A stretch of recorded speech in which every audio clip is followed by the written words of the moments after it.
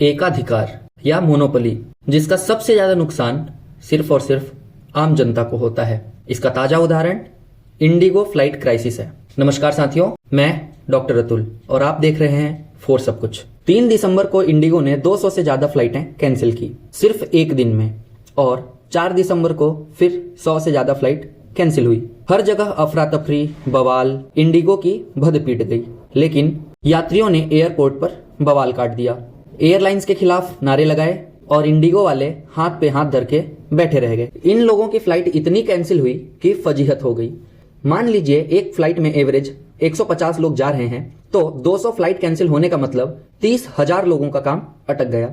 कुछ लोग 10 घंटे तक एयरपोर्ट पर खड़े रहे, कोई खाना नहीं, कोई ठीक से जानकारी नहीं, बस सॉरी आपकी फ्लाइट कैंसिल हो गई है। तो आखिर हुआ क्या है? इंडिगो के पायलट्स कोऑपरेट क्यों नहीं कर रहे हैं? आखिर ऐसे कौन से नियम आए हैं जो इंडिगो के स्टाफ को पसंद नहीं आ रहे? और सबसे बड़ा सवाल यह है कि ये इतनी बड़ी मुसीबत कैसे बन गई और आपका इस पर क्या असर होगा? आइए सब कुछ जानते हैं, सब कुछ अंदाज में। सरकार ने कहा पायलट भी इंसान हैं, उन्हें भी आराम चाहिए, इसलिए हम एक नियम बना रहे हैं कि पायलट सप्ताह में कितने घंटे उड़ान भर सकते हैं और उन्हें कितने घंटे आराम की जरूरत। पायलट्स सन 2019 से ही इन नियमों की मांग कर रहे थे। 6 साल की मांग को आखिरकार मान लिया गया। तो क्या है ये नियम जिसके कारण इतनी बड़ी समस्या आ रही है? TTL यानी फ्लाइट ड्यूटी टाइम लिमिटेशन। नए नियमों में यह कहा गया है कि 48 घंटे का वीकली रेस्ट जरूरी है, जो पायलट को पहले सिर्फ 36 घंटे का मिलता था, अब 48 घंटे आराम देना जरूरी होगा। दूसरा नियम है नाइट लैंडिंग का। एक पायलट पहले नाइट में 6 बार लैंडिंग कर सकता था, लेकिन अब इन नियमों को आ जाने के बाद पायलट सिर्फ 2 बार ही लैंडिंग कर सकता है, तो बाकी फ्लाइट्स के लिए नए पायलट चाहिए। नाइट का मतलब भी बदल दिया गया है।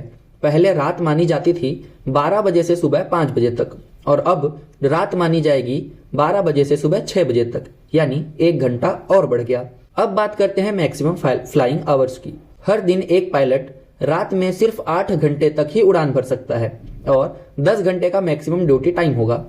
अब यह रूल्स तो सभी के लिए है, लेकिन इंडिगो ही इतना ज्यादा नुकसान क्यों हो रहा है? इससे हमारे ट्रेवल पर किस तरह असर पड़ रहा है?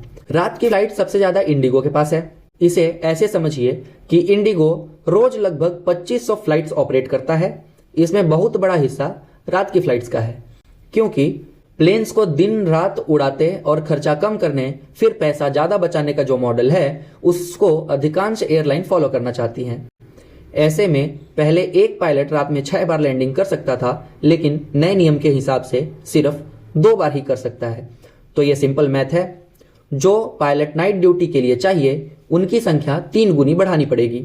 पायलट आएंगे तो सैलरी और दूसरे एक्सपेंसेस की फैसिलिटीज भी देना पड़ेगा। नवंबर में 755 फ्लाइट सिर्फ इसी नए रूल्स की वजह से कैंसिल हुई।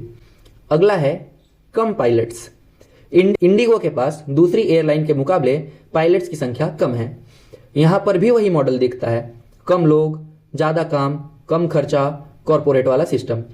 तो जब नए नियम आए तो दूसरी एयरलाइंस को कुछ फ्लाइट्स कैंसिल करनी पड़ी, लेकिन इंडिगो के पास क्योंकि पहले ही ज्यादा फ्लाइट हैं, तो उन्हें ज्यादा कैंसिल करनी पड़ी।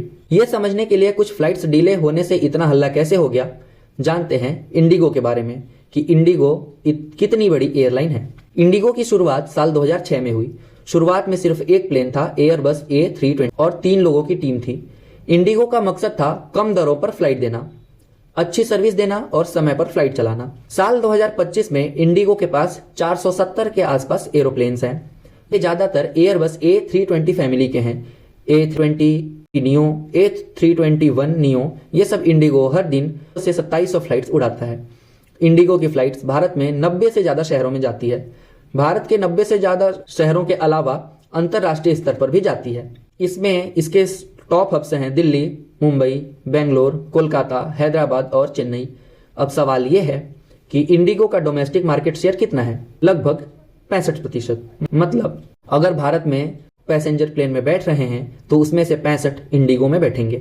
इसका मतलब यह भी है कि अगर इंडिगो के सिस्टम में कोई गड़बड़ आती है तो पूरे भारतीय एविएशन सिस्टम में गड़बड़ आ जाएगी। इंडिगो सबसे बड़ा प्लेयर यूं ही नहीं बना, उसके बिजनेस मॉडल की भी कुछ खास बातें हैं। इकोनॉमिक टाइम्स और इंडियन एक्सप्रेस में छपी रिपोर्ट्स के हवाले से अगर बात करें तो यह कह सकेंगे कि कंपनी का मॉडल 4 पॉइंट्स के इर्द गिर्द घूमता है। पहला है ली मॉडल, यानी कम लोग, ज्यादा काम और कम खर्च। इससे कंपनी का कम खर्चा तो होता ही है, लेकिन वहां काम कर रहे एम्प्लॉयज ओवरवर्कड रहते हैं। दूसरा है रिलायबिलिटी, यानी समय पर पहुंचना। पहले तो इंडिगो की रेपुटेशन ही थी कि हम समय पर चलते हैं। तीसरा है सिंपल फ्लट, के पास एयरबस 320 की फैमिली है, बोइंग कुछ ही रूट्स पर चलती है, तो ट्रेनिंग, पार्ट्स, मेंटेनेंस सब कुछ सस्ता पड़ता है। चौथा है hub and spoke model. Delhi, Mumbai, Bengaluru बड़े हब्स हैं, वहां 90 से ज्यादा शहरों की कनेक्टिविटी है, लेकिन इन्हीं एक्टिविटी की वजह से कुछ परेशानियां भी सामने आती हैं।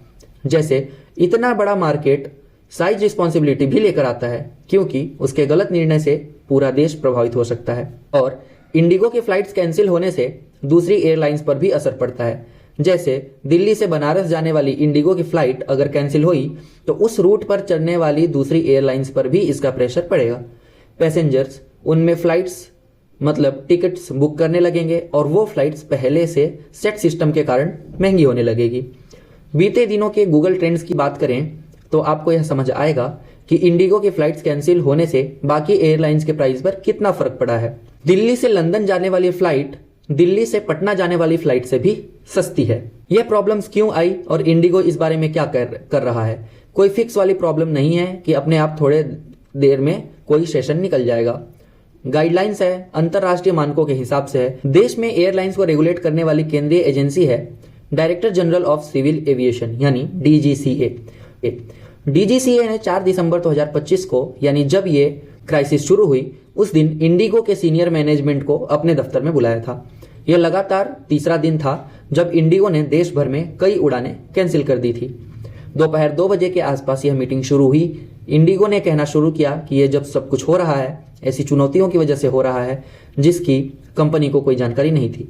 डीजीसीए ने इंडिगो का यह बहाना पूरी तरह खारिज कर दिया। रेगुलेटर ने स्ट्रिक्ट मैसेज दिया कि संकट को सुलझाने के लिए इंडिगो को एक समयबद्ध समाधान देना होगा, यानी टाइम बाउंडेड सॉल्यूशन। डीजीसीए ने कहा कि पायलट शॉर्टेज के नियम पिछले 6 महीने से लागू हो रहे हैं, तो इंडिगो ने पहले से यह तैयारी करके रखनी चाहिए थी। तब क्यों नहीं की? इंडिगो ने कहा कि यह जानकारी अभी तक सामने नहीं आई है, लेकिन इंडिगो को कुछ तो कहना ही होगा, क्योंकि लोग बातें भी बना रहे हैं और बातें उठा भी रहे हैं। पायलट और नए नियम तो बस बहाना है। इंडिगो को अपने फ्लाइट्स कैंसिल करके सरकार पर प्रेशर बनाने की कोशिश कर रहा है। देखते हैं सरकार के एक्शन के बाद इंडिगो वाले अब क्या करते हैं। तो अगर इंडिगो या किसी भी लीडिंग एयरलाइंस की टिकट ले रखी है तो एयरपोर्ट पर जाने से पहले अपने फ्लाइट का स्टेटस जरूर चेक कर लें। कई बार कैंसिलेशन की जानकारी जो है वो सिर्फ आखिरी समय में दी जाती है। ऐसे में अगर आप एयर ट्रेवल कर रहे हैं तो थोड़ा खाना पीना, जरूरी दवाइयां और भर भर के पेशेंस अपने साथ रखिए। और कमेंट बॉक्स में हमें बताइए कि आपकी इंडिगो फ्लाइट का क्या हुआ, कैंसल, डिले या भट्ठा ही बैठ गया। तब तक के लिए देखते रहिए फॉर सब कुछ। Thank you.